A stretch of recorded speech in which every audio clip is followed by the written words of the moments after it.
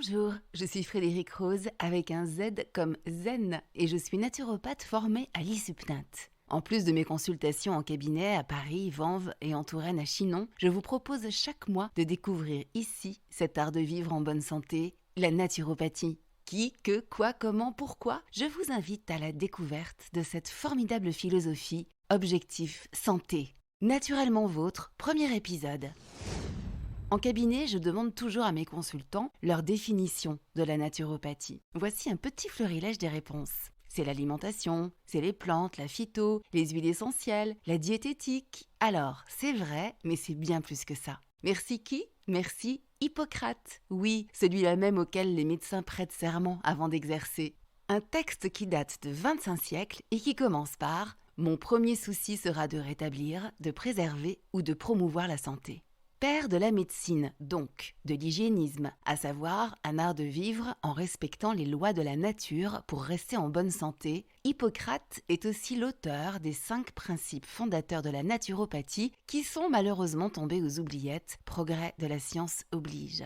Alors, premièrement, le causalisme. Il s'agit de rechercher les causes des maladies, dont le symptôme n'est que la conséquence, l'expression localisée d'un dysfonctionnement plus global, un déséquilibre des humeurs. Non, pas celles bonnes ou mauvaises du joyeux ou du grognon. Les humeurs désignent ici les liquides de l'organisme.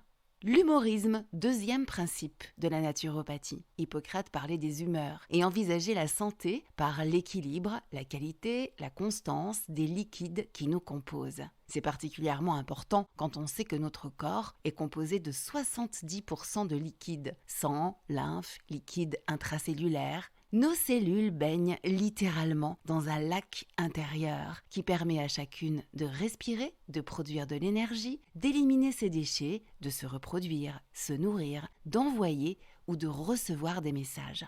Ce sont les humeurs qui façonnent le terrain, autre notion fondamentale de la naturopathie sur laquelle je reviendrai plus tard. Troisième principe, l'holisme. La naturopathie ne découpe pas le corps en petits morceaux isolés les uns des autres, ne dissocie pas le système digestif de la peau ou de notre état psychologique, par exemple. Nous sommes un tout, physique, énergétique, émotionnel, psychique et social. C'est la notion des 4 corps dont je vous reparlerai.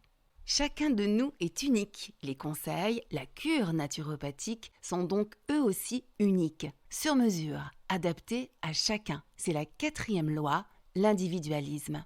Le vitalisme, enfin, essentiel. C'est la notion de force vitale, celle qui permet l'auto-guérison, celle qui nous anime, qui nourrit notre organisme.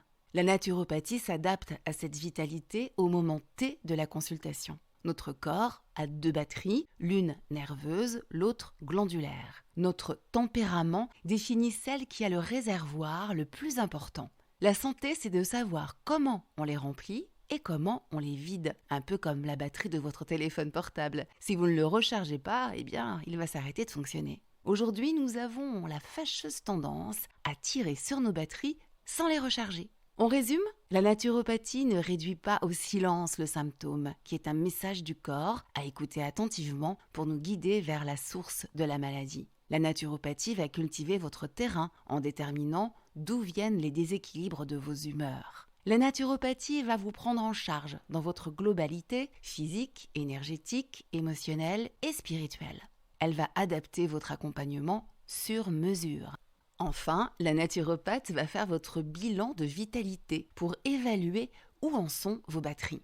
Un dernier petit mot sur le terrain qui sera le thème de votre prochain épisode. Il vous est propre et implique de multiples facteurs que je pourrais résumer en 3 mots, constitution, tempérament et toxémie. Voilà, je vous dis à bientôt et si en mai fais ce qu'il te plaît, fais du mieux que tu peux pour respecter qui tu es avec bienveillance et bon sens.